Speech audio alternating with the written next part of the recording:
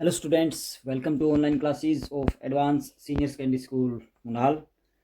अभी हम class 12th में हेल्थ एंड फिजिकल एजुकेशन पढ़ने जा रहे हैं और छुट्टियों से पहले हम सेकंड चैप्टर में थे। अभी भी सेकंड चैप्टर ही पढ़ेंगे क्योंकि इसका कुछ भाग बाकी है।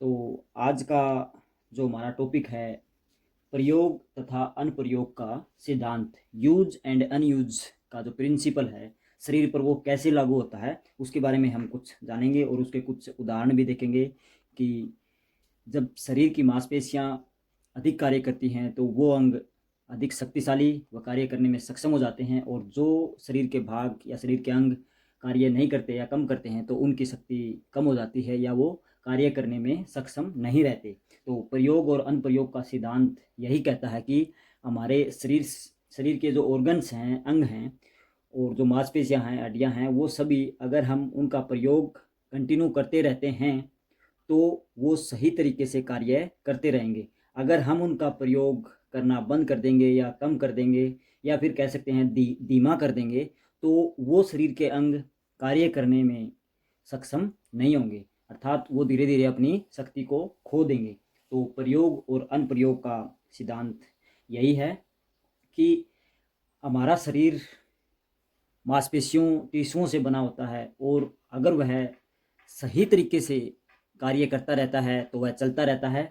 जैसे एक उदाहरण बता रहा हूँ आपको, जैसे कोई गाड़ी है, लोहे की गाड़ी है, अगर वह चलती रहती है तो वह अपना काम अच्छे से करेगी, उसमें कोई दिक्कत नहीं आएगी। अगर हम उसको कुछ समय के लिए या कुछ दिनों के लिए खड़ा कर देते हैं तो उसमें जंग लगने की संभावना बढ़ जाएगी, अर्थात उसके पुर्जों में दिक्कत आ सकती है।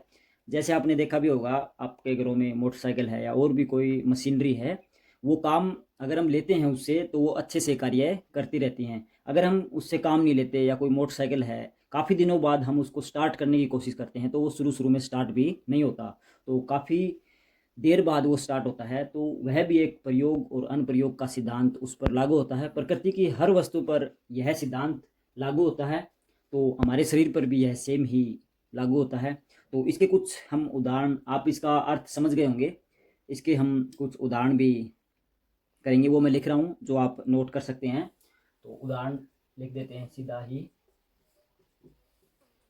उदाहरण क्या है, सबसे पहला है कि जो वृद्धि होती है, शरीर का विकास होता है, एक बच्चे से स्टार्ट हो जाता है। तो अपना पहला टॉपिक पॉइंट यही है कि बच्चे की जो वृद्धि होती है वह भी इस प्रयोग और अनुप्रयोग के सिद्धांत के अनुसार ही होती है, क्योंकि छोटा बच्चा होता है वो अपने शरीर की हलचल जारी रखता है, हाथ पैरों को हिलाता रहता है, अपनी गर्दन को भी हिलाता रहता है। तो जब वह ये सब कार्य करता है तो उसके अंगों का जो विकास है वह सही तरीके से होगा और वह अच्छे से अपनी शारीरिक सुदृढ़ वह अपनी क्षमता को बढ़ाने में असर कर सकता है। तो सेकंड हम लिखेंगे, शरीर में जो कई बार हम कमजोरी महसूस करते हैं या कई बार हम बीमार हो जाते हैं। एक बार मैं लिख देता हूँ, शरीर की जो कमजोरी है, जब हम बीमार होते हैं और बीमार रहते हैं, काफ़ी दिन चारपाई पर या बेड पर लेटे रहते हैं, तो बीमार होने के बाद जब हम ठीक होते हैं तो ठीक होने के बाद भी जब हम कोई कार्य करते हैं तो उसमें भी हमें एक कमजोरी महसूस होती है। तो वह शरीर एक कमजोरी महसूस करता है, उस कार्य करने में जल्दी थकान हो जाती है उसको। तो वह भी प्रयोग और अनुप्रयोग के सिद्धांत का कारण है, एक परिणाम है कि शरीर काफ़ी दिन कोई कार्य नहीं करता है और उसके बाद वह कोई शारीरिक एक्टिविटी करता है तो उसको एक कमजोरी, एक शरीर में आलस का अनुभव होता है, वह जल्दी थकान को प्राप्त करता है। तो यह एक प्रयोग और अनुप्रयोग के सिद्धांत का उदाहरण है। तीसरा मैं लिख रहा हूं, शारीरिक विकास। शारीरिक विकास, शारीरिक, जब शरीर किसी एक्टिविटी में इन्वॉल्व रहता है, कोई एक्सरसाइज या कोई खिलाड़ी होता है, वो अगर कोई एक्टिविटी करता है तो उसका शारीरिक विकास अच्छे से होगा, उसके शरीर के अंग अच्छे से कार्य करेंगे। तो यह भी प्रयोग और अनुप्रयोग के सिद्धांत पर कार्य करता है। 4 पॉइंट लिख रहे हैं हम, मानसिक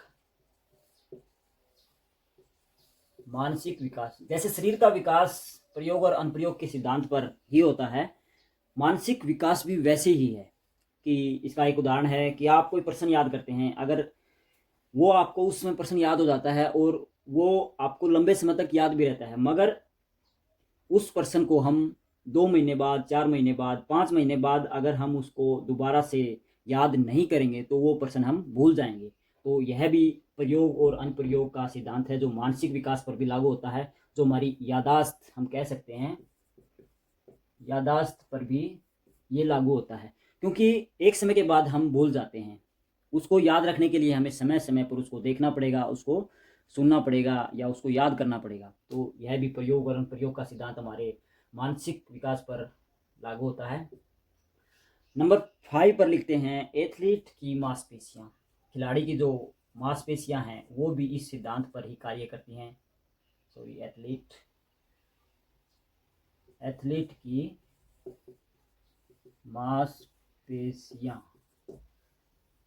जो एथलीट की मांसपेशियां होती हैं, जो भागने वाला होता है उसका शरीर एकदम से फिट होता है, उसकी पैरों की मांसपेशियां अधिक मजबूत होती हैं बाकी शरीर के, क्योंकि पैरों से उसको भागना पड़ता है, अधिक ताकत लगानी पड़ती है। तो प्रयोग और अनुप्रयोग का सिद्धांत यह कहता है कि शरीर का जो अंग अधिक काम में लिया जाता है वह अधिक शक्तिशाली और मजबूत और हमें अधिक ऊर्जा देने वाला, अधिक शक्ति देने वाला बन जाता है। तो एथलीट्स है, उसका काम है भागना। ऐसे ही अगर हम किसी वजन उठाने वाले वेट लिफ्टर की बात करते हैं तो उसकी बाजुओं में जो ताकत होती है वो शरीर के अन्य अंगों से अधिक होगी।